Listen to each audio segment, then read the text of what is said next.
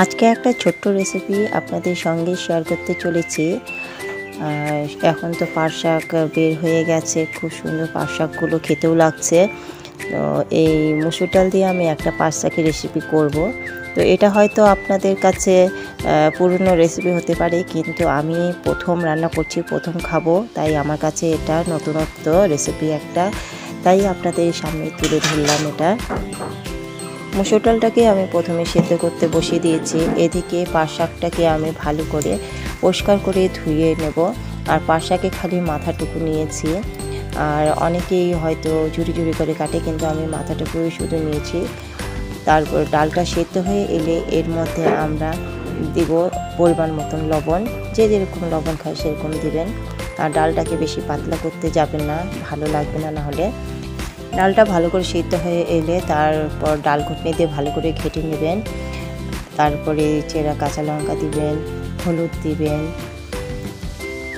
আমার এখানে ক্যামেরা ধরা লোক ছিল না বলে আমি ডালটা ঘেটেছি, যে ওটা দেখাতে পারিনি।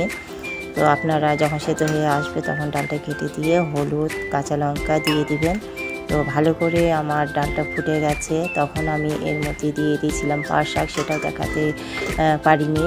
তো পাট শাকটা দিয়ে ভালো করে ঢেকে দিবেন, আর বেশি ঘাটবেন না, বেশি ঘাটাঘাটি করলে হয়তো পিছলা হয়ে যেতে পারে। তো চাপা দিয়ে রেখে দিবেন। তারপরে যখন ভালো করে একটু ফুটে আসবে তারপরে একটু ঘেটে দিবেন, নাড়াচাড়া করে আর একটু ভালো করে সেদ্ধ করে নেবেন। সেদ্ধ হয়ে গেলে তারপর এটাকে নামিয়ে নিয়ে কড়াইয়ের মধ্যে সরষের তেল দিয়ে দিবেন সামান্য পরিমাণে।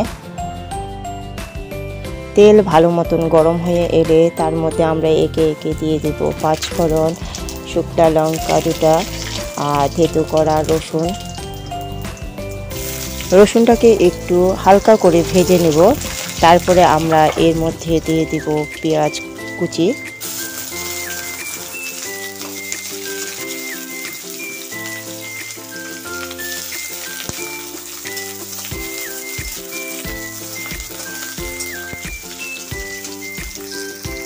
পেঁয়াজ আর রসুন ভালো করে ভাজা হয়ে গেলে তারপরে আমরা ডালটাকে এখানে ঢেলে দেব। এবারে ডালটাকে একটু ফুটতে দিব। ভালো করে ফুটে এলে তারপর এটাকে আমরা নামিয়ে নেব। পরিবেশনের জন্য রেডি হয়ে গেছে ডাল দিয়ে পাট শাক। রেসিপিটি আপনাদের কেমন লেগেছে? যদি ভালো লেগে থাকে লাইক, কমেন্ট আর শেয়ার করে দেবেন। ভালো থাকবেন, সুস্থ থাকবেন। আরেকটা নতুন ভিডিও নিয়ে আবার আসবো। Bye bye.